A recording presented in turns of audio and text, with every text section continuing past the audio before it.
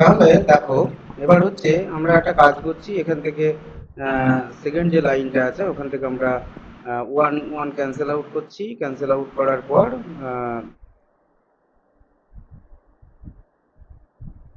দেখো, এটা cancel out করছি। তার ফলে আমাদের এখানে কি পড়ে থাকছে, আমাদের ভ্যালু যেগুলো আছে সেগুলো যদি আমরা এখান থেকে পুট করি, তাহলে কি পাবো আমরা? আহ,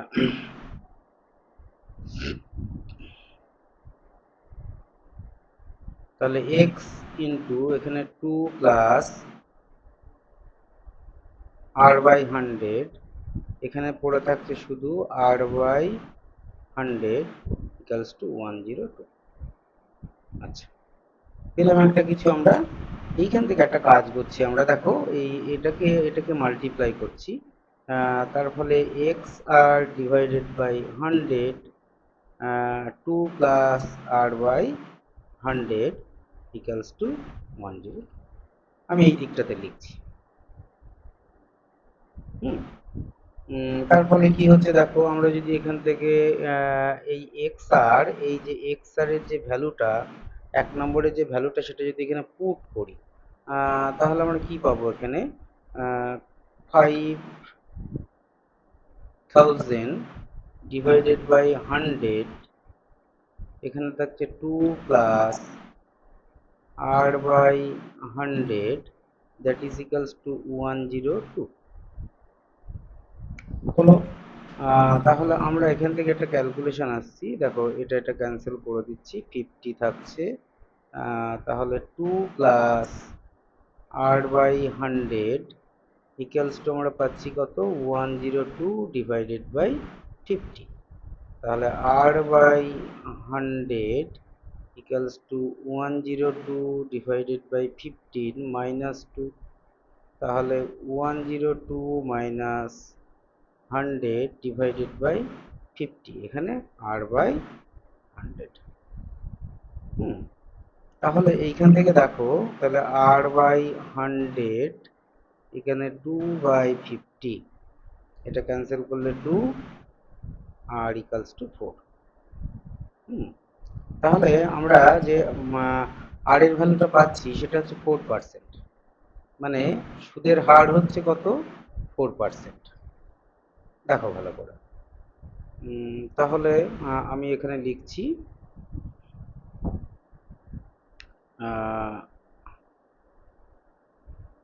সুদের হার ইকুয়ালস টু 4%। এখন যদি আমরা r সমান 4 1 নম্বর সমীকরণে বসাই, 1 নম্বর সমীকরণে বসিয়ে পাই কি পাবো? কি ছিল ওখানে 1 নম্বর সমীকরণটা? x into r equals to 5000। তাহলে x equals to 5000 divided by 4। তাহলে এটাকে যদি ক্যান্সেল করি তাহলে কত হচ্ছে আমাদের? তাহলে আমরা পেলাম কি? আসল আসল হলো কত আমাদের? 1250 টাকা। আর সুদের হার হলো কত? 4%। ব্যাস, এই হলো প্রবলেম। হুম এটা এই টাইপের প্রবলেমস কিন্তু খুব ইম্পর্টেন্ট পরীক্ষার ক্ষেত্রে। কখনো সখনো দেয়।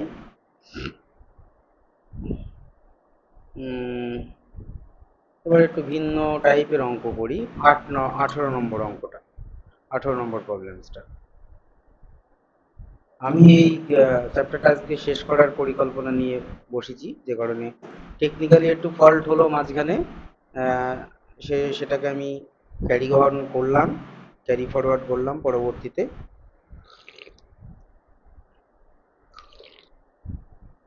তোমরা খেয়াল করো, 18 নম্বর অঙ্কটা দেখো। অঙ্কটা পড়ো প্রথমে ভালো করে মন দিয়ে, কি আছে অঙ্কটাতে। বলছে 6 মাস অন্তর দেহ বার্ষিক 8% চক্রবৃদ্ধি হার সুদে 6000 টাকার 1 বছরের চক্রবৃদ্ধি সুদ নির্ণয় করো। তাহলে আমরা যে এখান থেকে যেটা পাচ্ছি দেখি আমরা, আসল হচ্ছে কত? আসল 6,000 টাকা। সুদের হার কত হচ্ছে? সুদের হার সমান 8%। আচ্ছা, সময় n সমান 1 বছর।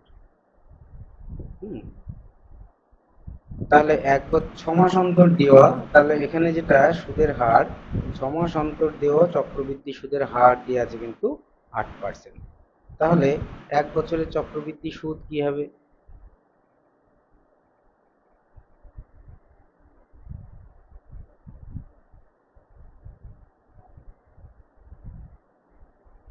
ছমাস অন্তর দিচ্ছে মানে এখানে সুদের পর্ব হচ্ছে কত? সুদের পর্ব 2। তাহলে আমরা এখানে পাচ্ছি p into 1 plus r/2 divided by 100 whole to the power 2n minus p। কারণ আমাদের এখানে থেকে যেটা বের করতে বলছে চক্রবৃদ্ধি সুদ, তাহলে সুদের পর্ব 2, তাহলে সুদ হচ্ছে এটা। তাহলে p এখান থেকে আমরা অনায়াসেই কমন নিয়ে নিতে পারি। pটা কমন নিয়ে দেখা যাক কি হয়।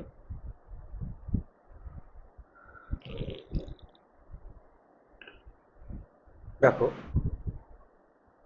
আচ্ছা, সুদের হার আমাদের এখানে তাহলে দেখো p যদি কমন নিই তাহলে এখানে পাচ্ছি আমরা 1 প্লাস r/2 ডিভাইডেড বাই 100 তার হোল স্কোয়ার 2 ইন্টু 1 মাইনাস 1।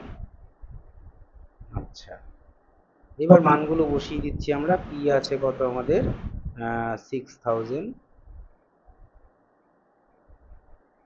আচ্ছা, 1 প্লাস 8/2 ডিভাইডেড বাই 100 তার হোল স্কোয়ার মাইনাস 1।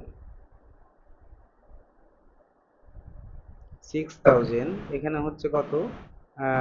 1 প্লাস 4/100 তার হোল স্কোয়ার মাইনাস 1 স্কোয়ার। আচ্ছা, আমি 100টা 4 দিয়ে ক্যান্সেল আউট করছি না, তার কারণ তোমরা ভালোই জানো, আমাদের ক্যালকুলেশনে সুবিধা হবে। তাহলে 1 প্লাস 4/100 প্লাস 1, 1 প্লাস 4/100 মাইনাস 1, এটা ক্যান্সেল হয়ে গেল।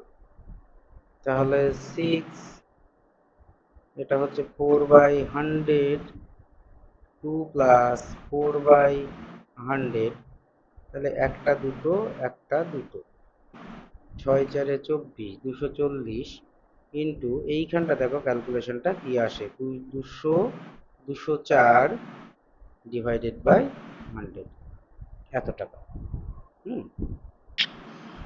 তাহলে আমরা এখান থেকে এটা ক্যালকুলেশন করবে, ক্যালকুলেশন করলে যেটা আসবে সেটা হলো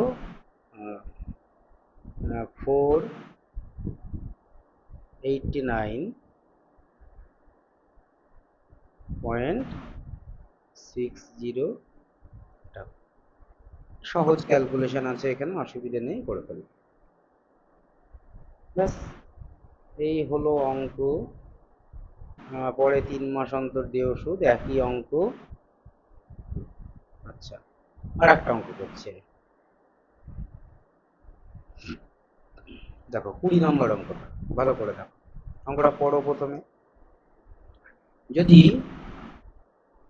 60,000 টাকার 2 বছরের সমূল চক্রবৃদ্ধি 69,984 টাকা হয়, তবে বার্ষিক সুদের হার হিসাব করি লিখি।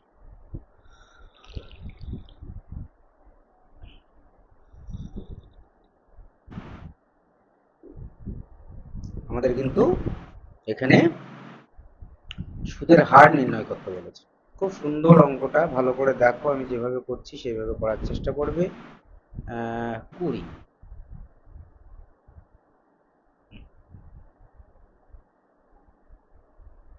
আসল আছে কত? 60, তারপর কিন্তু শূন্য। আচ্ছা,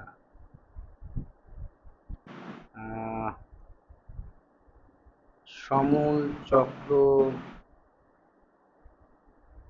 বৃদ্ধি, সেটা হচ্ছে 69984 এত টাকা। সময় আমাদের জানা আছে কত, সময় n সমান 2 বছর। আচ্ছা,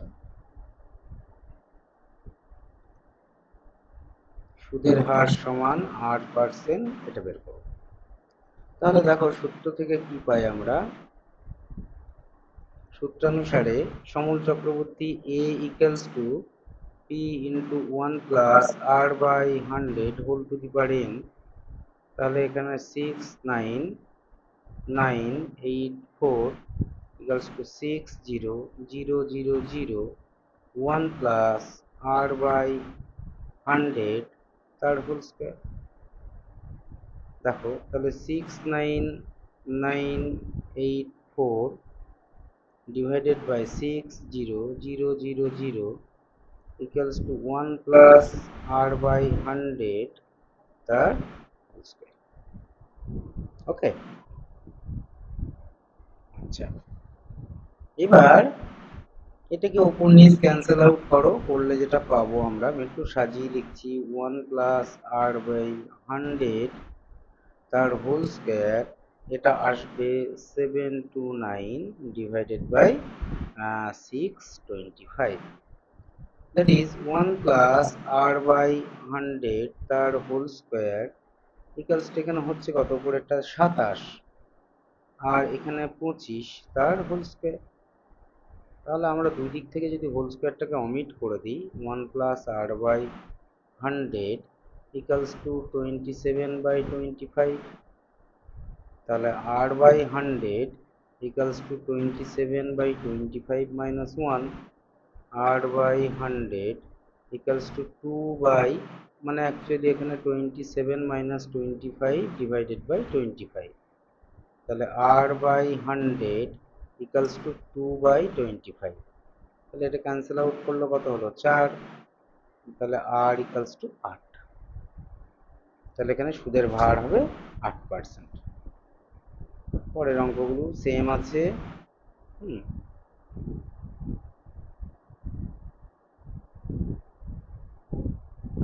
একটা আননোন কখনো কখনো বের করতে বলেছে, সুবিধার খুব একটা কিছু নেই এখানে অঙ্কগুলোতে। হ্যাঁ,